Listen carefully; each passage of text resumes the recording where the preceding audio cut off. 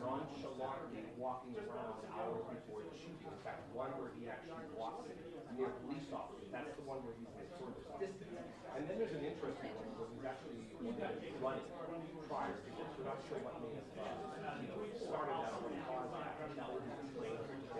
Police also released photo of the suspect.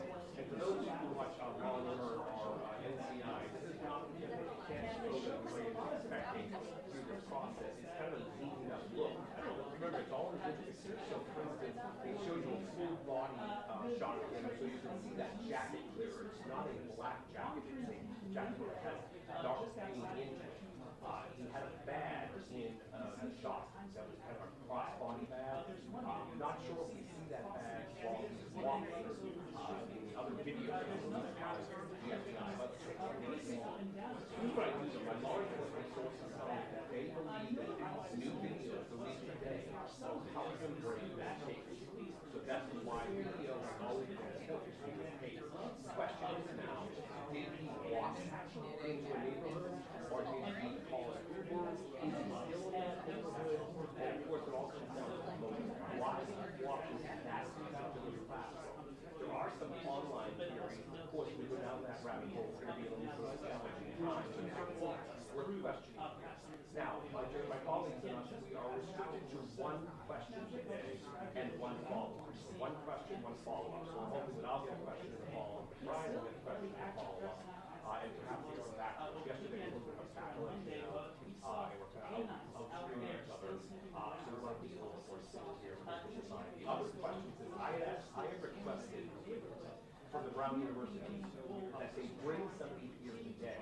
Now, they don't want to be a part of it because they're investigatory, but let's talk to the Brown Police Chief to ask questions like, what did the technical report? Why didn't they sound the alarm that was installed back in 2007? Why were the doors open during the final exam?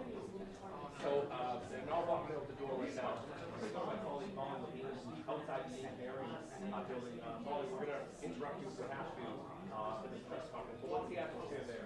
Seemingly, police officers as he's walking away from the scene. So we're still a number of questions that we have hoping to have the answer to this right now. But I just think this is the most amount of video opportunities to start. I'm not starting right now.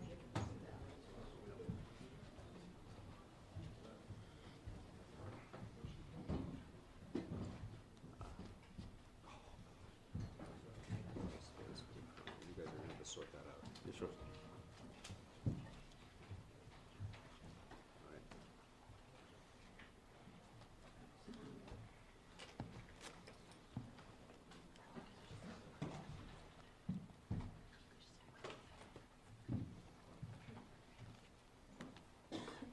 Good evening, everybody. It's Providence Mayor Brett Smiley with another update today. In just a moment, Colonel Perez will give an update on the investigation, including video that was released. That video was released just a little while ago. If you are here and do not have that video, you can see Camille, or we can send that to you while we're reporting. Additionally, Camille and Julie are your contact to be on the press distribution list to be advised of future announcements. At this time, I'll introduce Providence Police Chief Colonel Oscar Perez. Thank you, Mayor. And so as the Mayor stated, we're about to show you a video. If we can have the IT officer play it.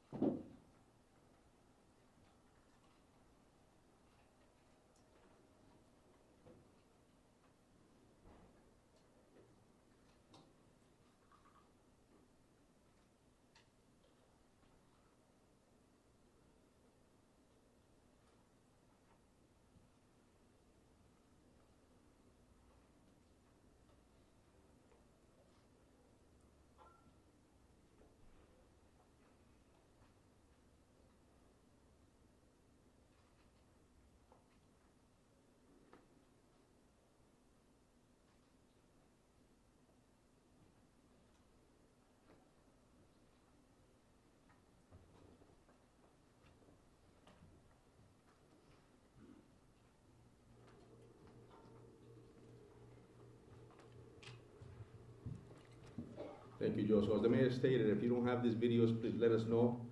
And the reason we have shown these videos, there's a purpose, right? So as you can see, they're enhanced photos, there's enhanced video footage. And so we're asking the public to ensure that they can see here that you want to focus on the body movements, the way the person moved their arms, the body posture, the way they carry their weight. I think those are important movement patterns that may help you identify this individual, which is extremely important. Another thing that we're going to ask the public is if you have any type of camera system, including Teslas, in your property.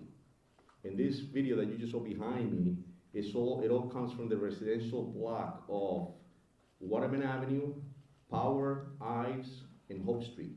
And it's those residential areas that we're asking the public to look, if you have any camera systems or any Teslas, like I mentioned, that you look at that footage and that you can reach out to us and please provide us anything that you have. And we're asking you to go back at least a week to do that. And the reason for that is because on Saturday night, the day of, we actually learned that this individual was in that neighborhood at around 10:30 in the morning. We also know in this profession that many criminals will case out an area weeks and days prior. And so it's important for us to ensure that we can have you look at that and help us. And the reason for that is because our offices, our agents, are looking at terabytes of data. And we're looking for a moment that is shorter than somebody taking a breath. It's incredible hard work to do that. And so we're asking the public to assist us with that. The other thing is the tip center. We have been receiving hundreds of tips. However, we're about close to 200 actionable tips that we're still conducting investigations on, which is incredible and is important. Again, keep in mind that this video footage is extremely important to us. And one more thing here that as a reminder, please remember that the number that we need you to call is 401-272-3121, as well as the link that the FBI provided, which is fbi.gov, Brown University shootings. Thank you very much. Thank you, Colonel. Now we'll hear from FBI Special Agent in Charge, Ted Dux. No, thank you, Mayor, and good evening. My name is Ted Dux. I'm the Special Agent in Charge of FBI Boston. On the heels of this tragedy, the strength and resilience of the people of Providence is a powerful reminder of the bonds that unite us. The men and women of the FBI, along with the law enforcement team standing before you, carry the victims with us as we work around the clock to bring the individual responsible for their injuries and deaths to justice. Today, the FBI is working with Brown University to do everything we can to provide services to those impacted by this horrific shooting. The FBI has almost 30 victim specialists, special agents, and analysts from all over the country who are here in Providence to support our survivors, the victims, and their loved ones. The FBI Victim Services Response Team is one of the many specialized FBI assets that have been deployed here to assist. The toll this type of tragedy takes on victims and their families is immeasurable, and we ask everyone to respect their privacy at this difficult time. Thank you. Thank you, Special Agent. Next, Attorney General Peter Nerona. Thank you, Mayor. I don't have a lot to add other than that from my perspective. I think the investigation in a case like this, which is a challenging one, is going really well. On the third floor of this building, there are dozens of agents, detectives, led by Providence Police, prosecutors from my office, working to put together, and what you're seeing is just a portion of what they're working on right now. So they are literally, because I have seen at least part of it, the shift changes late at night. I think Rhode Islanders should take confidence in their work. They are veterans of what they do. They're smart, they're professional, and they're getting the resources from the mayor and the governor that they need, the state police as well, to get this job done, and I'm confident they're going to be able to do that. Just need a little bit of patience, as hard as it is to say that in this really horrible context. Thank you. Thank you, General. Governor Dan McKee for an update now.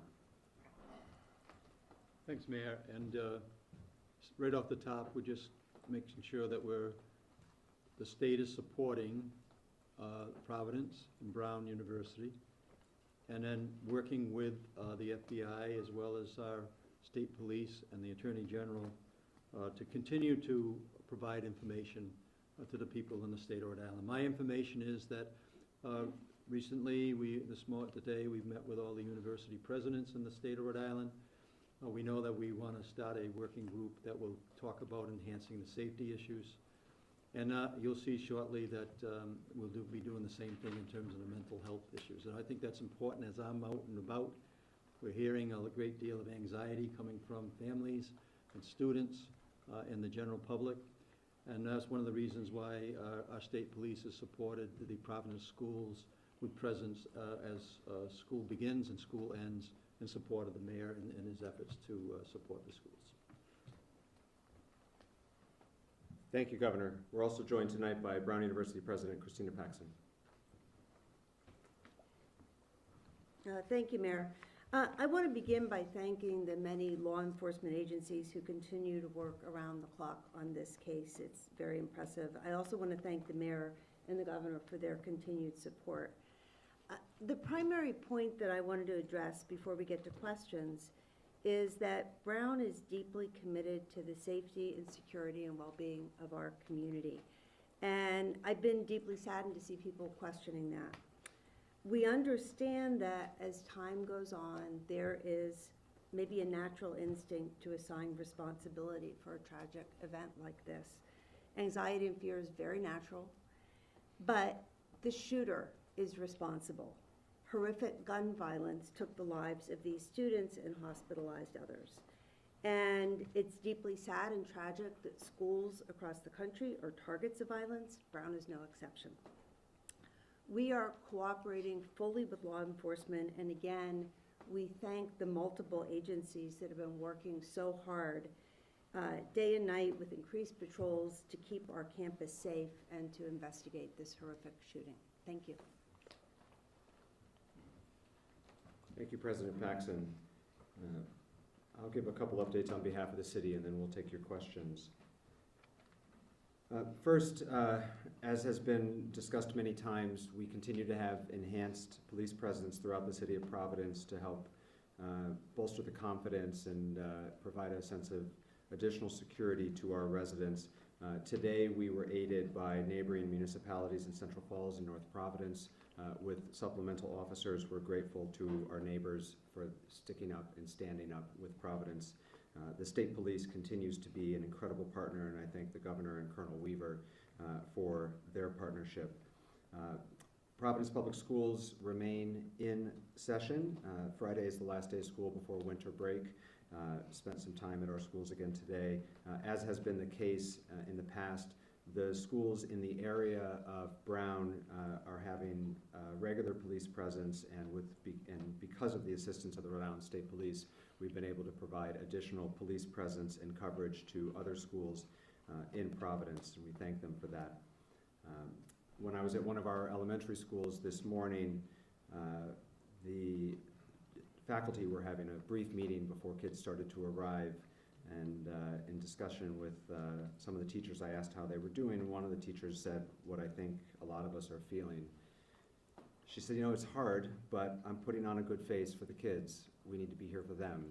And I think that's how a lot of our residents feel right now, which is that we are taking very tentative steps forward, but we're doing it for one another. And so I do want to thank our educators at this time. They're being asked to go to school right now. Our principals are asked to be going to school right now for the sake of the families and the kids. And at that same school, there was a second grader literally skipping to the front door because he's a second grader, and he doesn't know everything that's going on in this scary world right now. And so the strength of the adults has allowed that little kid to skip to school this morning, and so I want to thank all of my fellow residents of Providence for putting on a strong face for the sake of others at this time. There were questions yesterday, and so I'll also just give a brief update on the health status of the survivors. If folks will recall, there had been 8 hospitalized. 1 has since been discharged. There had been 8 hospitalized. 1 has since been discharged. The 7 that remain in the hospital, 1 is in critical status, 5 in critical but stable status, although healthcare providers report that they are improving, and 1 in stable status. Those are the 7. 1 in critical, 5 in critical but stable, 1 in stable status, and 1 discharged since the last time we made comments about their safety and recovery from the podium. Now we'll open it up to questions. En el favor por el jefe de la policía, Pérez, si puede responder nuevamente, repetir un poco de estos videos, en qué áreas se están concentrando, dónde quieren que las personas vean esos videos y cuánto tiempo antes incluso quieren que reciban o revisen esos videos de vigilancia. So the question was, if I could just repeat what I stated earlier in English as far as what occurred here, the reasons of the video, and what I was requesting from the public. So, estamos pidiendo al público realmente que el video lo que hicimos fue que lo aumentamos para que vean la manera en cómo camina la persona, cómo mueve sus brazos, los movimientos que tiene. Eso es muy importante para que de pronto nos ayuden a que ellos se identifiquen a esta persona, importantísimo. Lo segundo es que estos videos fueron tomados más que todo en una área residencial que incluye la calle Hope, la calle de la Waterman Avenue, la calle de la Power Street y la calle de la High Street. Entonces es importantísimo también pidiendo al público que identifique si tiene sistemas de cámaras, también como vehículos de los Tesla, que tiene ese tipo de data, para que nos mande a nosotros, importantísimo para verificarlo y que vayan una semana atrás del incidente. Porque hay una información que tenemos que esta persona a las 10 de la mañana del sábado fue vista. Chief Perez, you said that you believe this person was in the neighborhood at 10:30. Clarify, you believe that was at 10:30 the morning of the shooting? And what do you believe he was doing there at that time? Correct, and we have video footage of that, and we believe that he was actually casing out this area to commit the crime. That's a pattern that criminals do, and that's what he was doing. Chief, yesterday the FBI described the person that we've been seeing in these images as a suspect. Today, the language seems to be person of interest. Can you clarify, do you believe that this person that we're looking at is your shooter, is your shooting suspect? Definitely, he's still a person of interest, and we're still investigating that to be able to get that answer. But we strongly believe definitely that's a suspect in the incident and a person of interest. An MIT professor died early this morning from gunshot wounds. Does that incident have any potential connection to this investigation? No. Colonel, may I just ask you, yesterday we were wondering about this person's age. Now that we've seen more video, again, a couple of days ago, I know you're saying 20s, or some talk about 30s, but just to help people at home, people who've seen this video, do profilers or anyone in your department have any better understanding or closer idea on his age? And the second part of that question is, can you now confirm that he has no connection as a past student or as a past staff member at the university? So the first question, I'll tell you that the first, when it happened on Saturday night, obviously it was chaos, and there was a witness that stated that he might have been in his 30s. At this point, we're still just looking at the picture. We can't identify ages or anything to that point. And as far as whether he's a problem student or anything, we don't have any of those answers, no. Colonel, in one of the new videos, prior to the shooting, this person's interest is seen running. At this point, do you have any inkling why he's running, or where he's running to? Yeah, we're still investigating that, but what we do know is that he was casing the area. And again, that's what criminals do prior to committing a crime. Chris? It appears that the FBI and PP, according to what I'm looking online, look like they're releasing separate videos at separate times. Are you guys still coordinating, or how are things looking? You gotta understand that there's a lot of people upstairs, as the general stated earlier, and we're trying to ensure that we do this right job and collect the evidence and that we need, and we want to make sure that everybody has especially you guys in the public. One thing I want to make sure that the community is safe, well-informed, and stay confident in the work that we're doing. So yes, there was a video that was released, but we also were working on another video, and the purpose of this press conference is to ensure that the public can see those videos showing movements, like I stated earlier, the way the person walks, the way they carry their weight. That's the importance. So our video, the second video that we showed was the one that we needed to show the public. Just in terms of cameras inside and outside the engineering building, are those working at all? And if so, why not release some of those videos? So the video that we showed you came from inside the building, and that's all we had at the moment. That's all we have at this moment. Inside the engineering building, though? I'm sorry. It's from the outside. From the I'm outside, so do you have video from Yes. inside the engineering Both building? inside and outside. I'm sorry, just outside. That's all we have, not inside. No, I'm sorry, just outside. Are they going to be released anytime soon, the ones from inside the building? That was released already. That was the outside of the building. We released. Yeah, let me just jump here and clarify. Okay, so there is you know, for those of you who've been with us before, and I understand not all of you have been, there is video inside the building. There are cameras inside the building.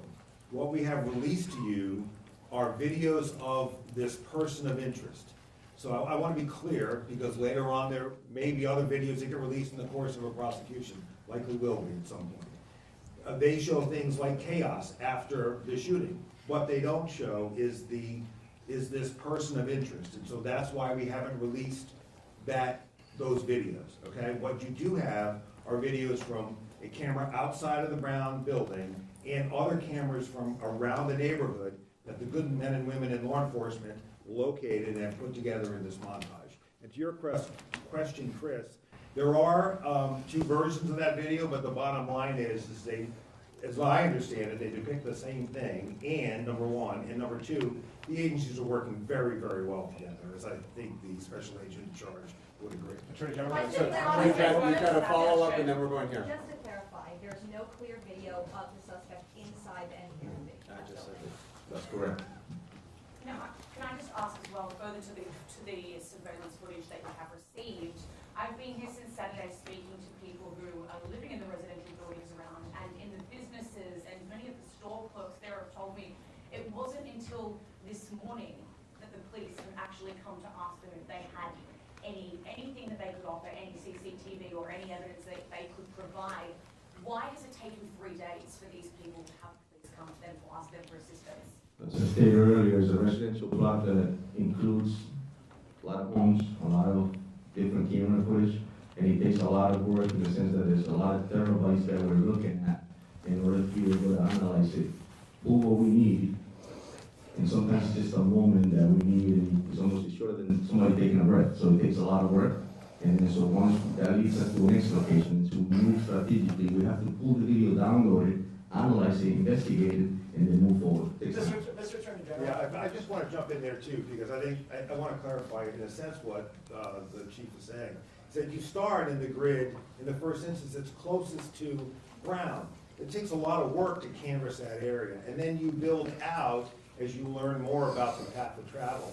So it's entirely possible that tomorrow we'll be canvassing places that we haven't canvassed yet, because we're working out with the resources that we have. Attorney General, we have a question and a follow-up, right? Yes. My first question, Attorney General, to follow up with my colleague, this is the question I asked on Saturday night, which is, so there's cameras in the hallway, but they don't show the suspect, or Brown is not releasing them, or you're not releasing them to us. How does a multi-million-dollar school not have a bunch of cameras in the hallway? So let me try to explain that. So, as President Paxson knows, there was a major addition put on that building within the last 5 years or so. That is a modern building attached to a much older one in the back.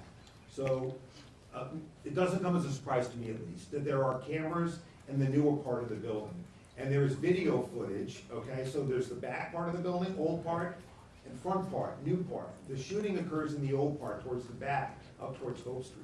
In that older part of the building, there are fewer, if any, cameras in that location. I imagine because it's an older building. So as students are fleeing the area of the shooting into the new part of the building, there are cameras in that brand new building that show that chaos. But the only video of the presumed, anticipated, suspected, however you want to define a person of interest, you have it. We would release it if we thought it would be helpful in identifying this subject, because we are relying on the press and public to help get us there. There would be no reason for us to hold it back. We're looking for the best image. Dan, got a follow-up. Attorney General, thank you for explaining that, because it really clarifies it, although I'm sure some people watching would think a multi-million-dollar school with a huge endowment could afford new cameras in an old building. That's my statement. Here's my question. If he's casing that area, Colonel, like you said, he had an intended target, which speaks to the motive. Did he have a target to kill one of the 2 people that were killed?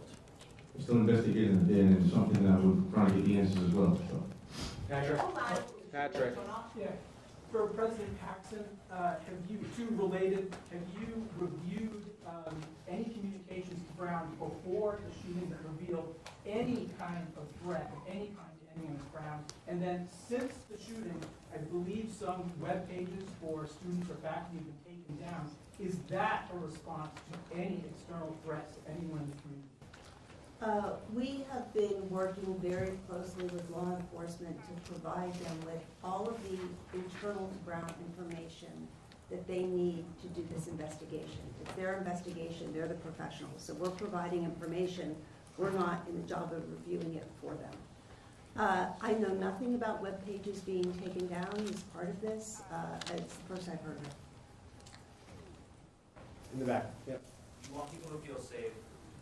Can you say this person of interest is no longer in Providence, no longer in Rhode Island, are they out of the state? In any sense at all?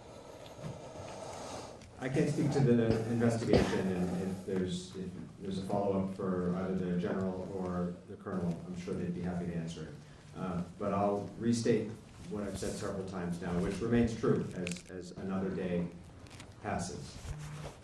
Since the initial call came in at 4:05 p.m. on Saturday, we have not received, and this is now updated with another 24 hours have passed, a single credible specific threat to the area, to the city related to this event, and as far as I know, to the state. And I know that this is a question that many people are struggling with, and it's difficult conversations that I've had with many, many of my constituents, including a very anxious parent this morning. The best information we have is that there is no credible, actionable, specific threat that has occurred since Saturday. And in order to enhance and ensure the safety of our community, we are stepped up law enforcement efforts throughout the city in a precautionary measure, an abundance of caution, to try to give comfort and confidence to people who have to take the steps forward in their daily lives, who have to take their kids to school, who have to get to work. And that is the honest answer and the best answer we have at this time as the days continue to pass. But Mr. Mayor, with that, can you tell us where you believe he may be? Is he in the state? Is he in the area? That question was asked as well, so Colonel, I'll let you answer that. Yeah, we'll continue to investigate that. That's not investigative until statements, as the mayor stated. We haven't really received any credible info as far as any other calls for that nature. But I'll tell you that we have enhanced our presence in the city, and we're using every resource we have, and every call that comes in, we're responding to it immediately. Are you working with any neighboring states? It's Pat, so we're working our way across the room here. Pat. Pat Ford, Coalition Radio.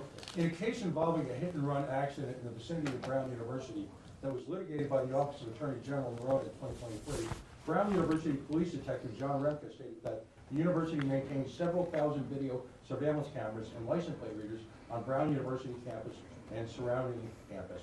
Now, this is in addition, obviously, to the Providence Police Data Center. Attorney General Norota, your department litigates that case, ostensibly giving your department a thorough understanding of the landscape. Why isn't there more video or metadata, and were those cameras all operational?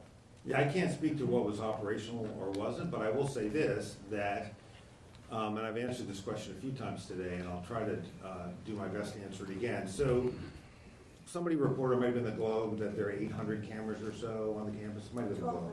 1,200? But this building is on the very edge of the campus. If you know, I know that building well. I had two sons who spent a good chunk of their lives there. It's at the very edge of the campus. It's not in the heartland of the campus. It's not the green. And there are several greens. It's not any of the three greens, as I remember them. So it's right on the edge of the campus, and where the shooting took place is at the very edge of that building on the edge of the campus. And so, as those of you who know Providence know, you are very quickly into a residential neighborhood, which is why the video footage you're seeing of this defendant's, person of interest movements, are pre and post shooting are in that neighborhood. So the building is on the edge of the Brown campus. Where the shooting took place is at the edge of that building, and then you're very quickly into a residential neighborhood. There is no footage. I'll try to say it again. There is no footage that depicts this individual that would be useful in identifying him that we have not released to you. And I think you can tell from, frankly, the not very helpful quality of the initial footage that our standard is pretty low. If we thought it was at all helpful, we would have and will release it. John? Follow-up question, real quick follow-up. Colonel, Does Brown University or the federal government employ Stingray or any other mass surveillance equipment in and around the Brown University campus? And again, remember that the Brown University detective said that these applied and said these cameras extend to the neighborhood. So the other question is, does mass surveillance by Brown University end at campus borders, or is there anything in the Thayer Street community, downtown area, or anywhere else in the community? You asked me this question last night, Pat, and I don't have any knowledge of those systems. Respect the mayor, I'm not asking you, I'm asking the Attorney General or the FBI. Okay. Yeah, there's no mass surveillance. Well, first of all, I'm not sure what mass surveillance means, Pat, but by any standard, I wouldn't describe it as mass surveillance by Brown University. There are cameras that they have in place in an effort to protect their students. And unfortunately here, given location, given age of building, we just don't have additional video footage. Trust me, I wish we did, but we don't. And so we're doing everything we can to find additional footage from the neighborhoods, reinvent his path of travel, and continue to canvass for either people who may have seen him, encountered him, or who have video evidence that can supplement what you already have. John? I have a question for Agent Dox of the FBI. Agent, so this happened Saturday night, and then last night we have an MIT professor. I know the question was asked, but this has to work. What we see on this video seemingly is someone very cautious, almost like a professional, kind of like the DC pipe bomber that is circling several times. What information do you have? That MIT Jewish professor in Brookline was basically executed. Do you have any intelligence of that person was operating at? You know, it's interesting. Colonel Noble reached out to me very early. Their lead on that particular incident. He made sure that there's any intelligence, any information which is connected to what we have here, that they would share that. At this time, there seems to be no connection as it relates to that particular incident. What, as a FBI agent, what do you see in that individual who's walking? For example, you know, he's walking with his arms behind his back, and I've seen people talk about that's not like a young kid on a campus. That scene where he's walking, that's something more either European or Middle Eastern. What do you see so far in this video that we see of the suspect or person of interest? You know, I think the colonel articulated in a sense what they see. I say from an FBI perspective, we have individuals that can hypothesize on that, our behavioral analysis unit, and those type of individuals.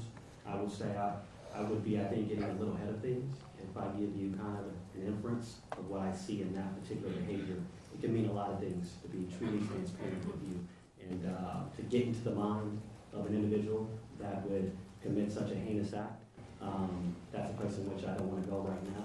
I'm not sure what was going on in that particular individual's head. But you would agree, this individual seems very calculated. Brian at the back. President Paxson, clearly as you stated, the shooter is to blame, but you're hearing a lot of questions about the lack of cameras. You mentioned you've heard some of the criticism. What is your response to parents as well who said they pay a lot of money to keep going around requesting the cameras, why the sirens didn't go off? Do you believe that Brown had the precautions and safety measures in place before the shooting that were appropriate and necessary? I do. And in fact, I'm glad you mentioned the sirens because I think there's been some misinformation about that. We have two security systems that we can activate in time of an emergency. One is a system that sends out text messages, phone calls, emails, and it was activated within minutes of the incident. Those messages went out to 20,000 individuals, so all alerts. We also have a system of sirens. There are 3 sirens placed across campus. Those get activated when there is a broad-scale emergency and we want people to rush into buildings. In the case of an active shooter, activating that system could have caused people to rush into Barris and Hawley. So that's not a system that we would ever use in the case of an active shooter. So, just to follow up, it does say on the website when it was launched that it is for an active shooter. So It depends on the circumstances and where the active shooter would be, but you don't want to ever get people rushing into buildings that might be the site of an active shooting. That's my understanding. Go ahead, sir. Do you have any evidence that suggests that the victim, Ella Cook, may have been targeted? No, not at this point. Yeah, To Perez, question over here. You mentioned you have over 200 tips. Miss, we're working our way across, I'm sorry. Go ahead, Tom. Attorney General Norona, what are the characteristics of the guy in the first video that makes you believe that he's also the same guy in the video that was released yesterday, and then a follow-up for President Paxson? Yeah, look, I think that that is an analysis that has been done by the agents and the detectives. A lot of factors are going into that. A lot of it is being able to, and as I just saw upstairs, a really terrific job of tracing movements, and when you put movements and times together, it's easy easier perhaps is the best word, to identify them as the same person. Now, look, there are no absolutes in any investigation, and I'm not about to make absolute statements in this one either, but that's the general reasoning for why we concluded that. Just a follow-up to President Paxson. Right now, school break is pretty much underway for a lot of the university students. Have you met with your police department and board of trustees on how you're going to secure the university going into the second semester? Are you making any changes to the way you guys operate? Well, right now, we have been, the campus is emptying out first, as you said, but we still have staff and faculty and graduate students and international students who will remain on campus during the winter break. So it's still open. And right now, our focus is on getting as many sort of boots on the ground, people in cars. We have been really fortunate that the city and other municipalities have people who are helping us. People from the state. We also have security that we brought in from outside. I think over 60 people today were patrolling the campus. I was on campus walking around, and I couldn't turn around without seeing a security person. So we will continue that for as long as we think it's necessary. And right now, the campus feels very secure. So no changes? Steve, I'm sorry, I missed you. No, okay. If someone were, Providence resident were to see someone who matched the description of the person of interest, how would they be sure that they weren't dealing with a federal ICE agent? The tip line that we've been providing throughout the last several days, 401-272-3121, that call comes in here and is answered in this building with Providence police professionals and our partners at the FBI.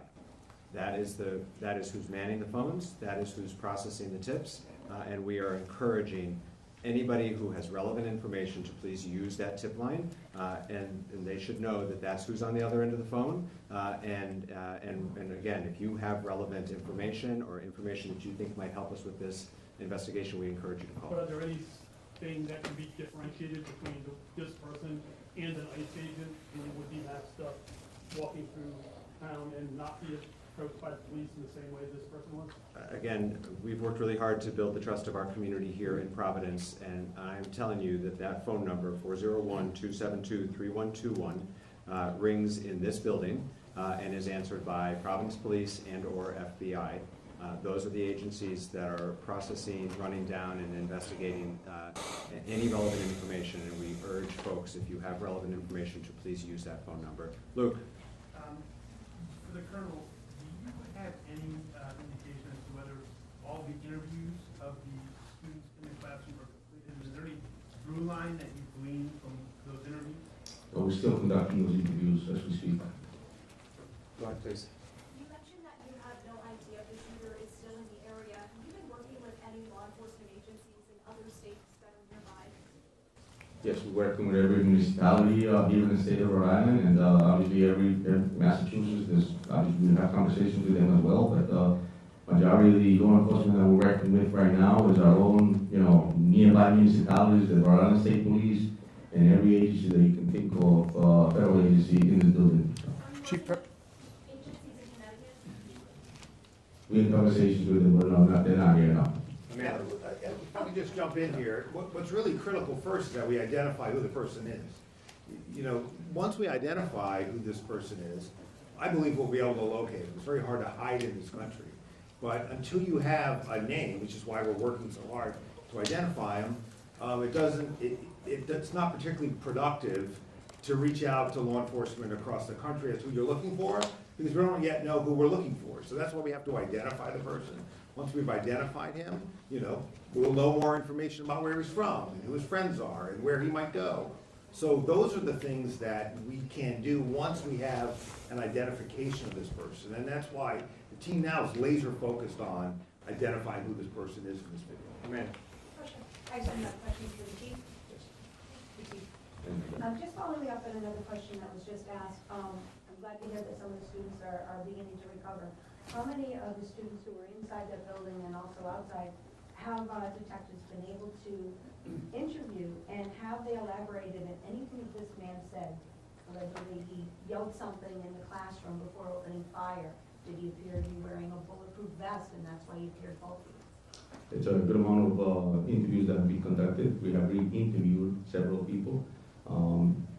And so I just want to, as part of the investigation right now, we'll continue to investigate, we'll continue to speak with them, and like the general stated, listen, we're just trying to build the case here and make sure that we can move forward and continue the progress as we're doing, but the interviews are still being conducted. Colonel, the fact that he was...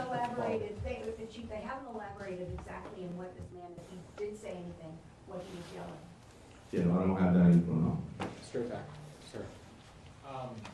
What do we know about the path of the shooter as they left Barris and Holly, and where do we lose sight of him? So his movements were all in that residential block that I mentioned, between Waterman Avenue, Howard Street, I Street, Hope Street. There's all that block, the whole residential block that I just mentioned is where his movements were. And obviously, it's where we lose sight of him somewhere around Government Street. Is this after the shooting, Chief?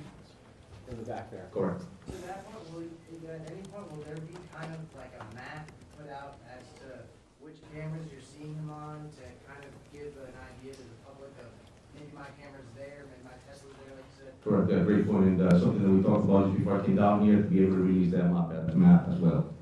Chief. Alex.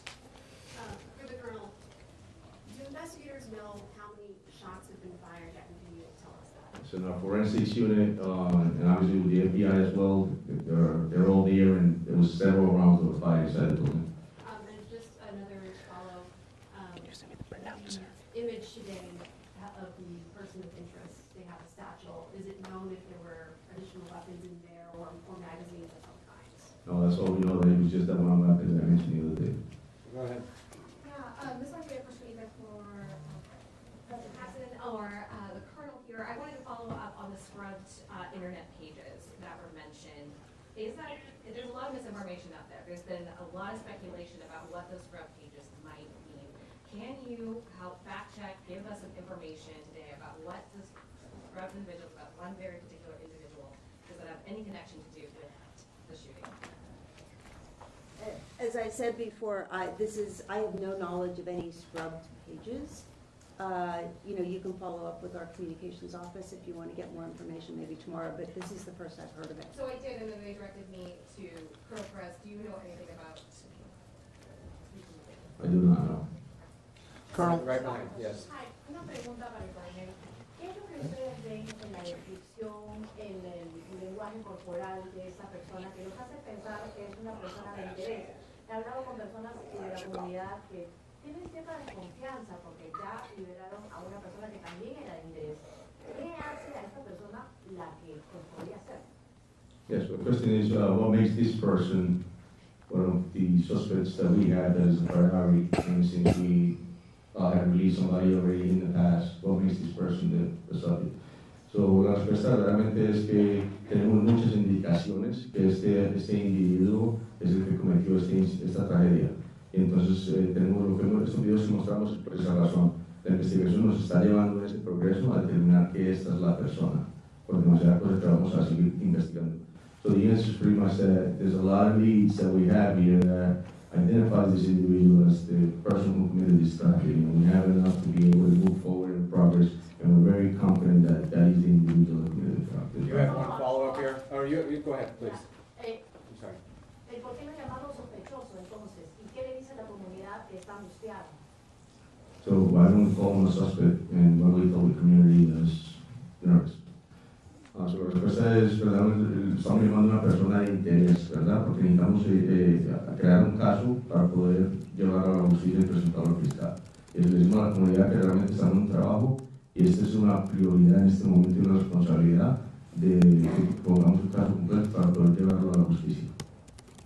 Colonel, you said that he was casing. Here, Mayor, with your permission, I want to come back to your question about that name. And I know the name that you're asking about because a member of the media asked me about it.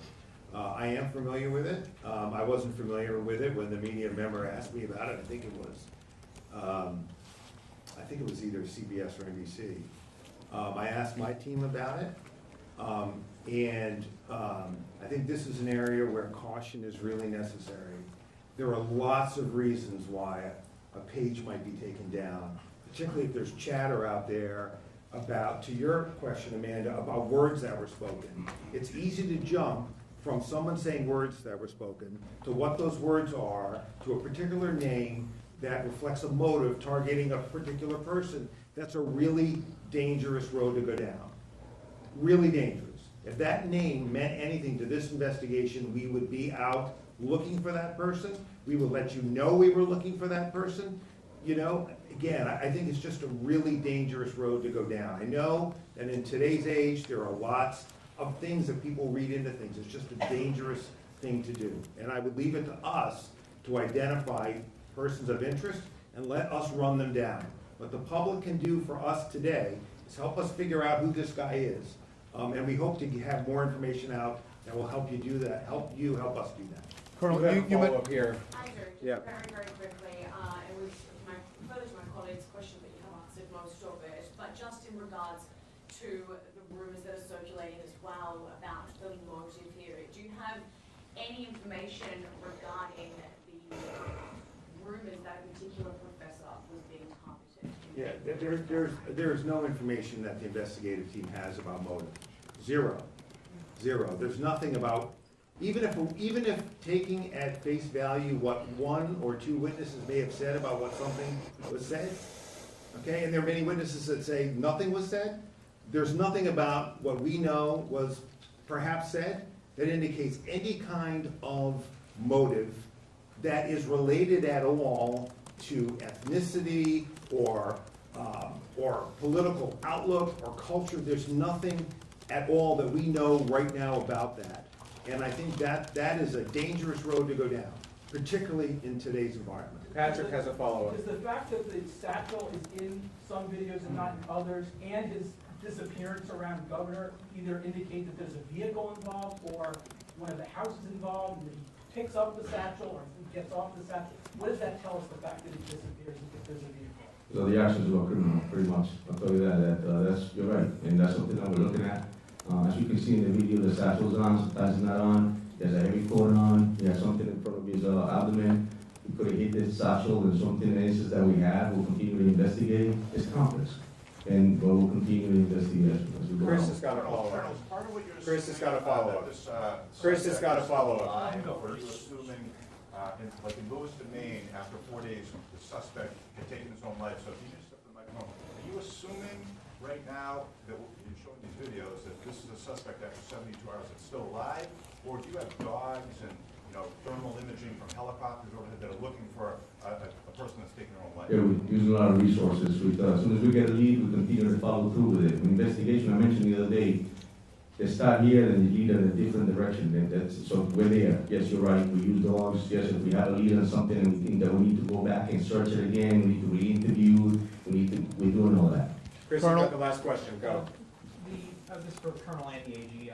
The mayor had noted the Boston Globe podcast that there were setbacks earlier in this investigation. Would you also say that initial detention with that first person of interest, would you also categorize that as a setback? Well, the mayor and I agree on nearly everything. But we look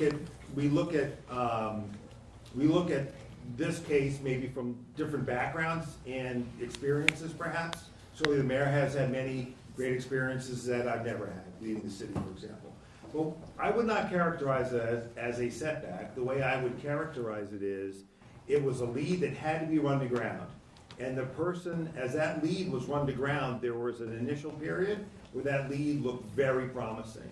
But there was still physical evidence that had to be analyzed. And once it was analyzed, it was clear that that person was not a person involved here. But that's not unusual in investigations like this, and that's happening as we speak. We are developing people of interest, and some we quickly rule out, others we quickly rule in. And when I say persons of interest, people that could be this guy based on other evidence. So I would not view it as a setback. I mean, I think, frankly, the police work there and the analytical work that would have to be taken out of state and brought back very quickly was very well done. Certainly was it a disappointment for those of us who hoped we could wrap this case quickly for the benefit of the Brown community and the people of Providence, Rhode Island.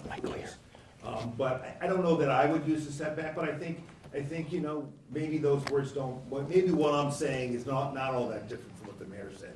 But I look at it as good police work while other work was going on. Colonel, We will be back tomorrow with further updates unless there is a meaningful update. Again, if you are not yet on the press list, please see Camille or Julie to my left, and they can add you to the list. Thank you all very much. Mayor, first of all, could you, on the posting from the FBI, it says that there's a second individual. Is there a second individual or no? Colonel, we believe he was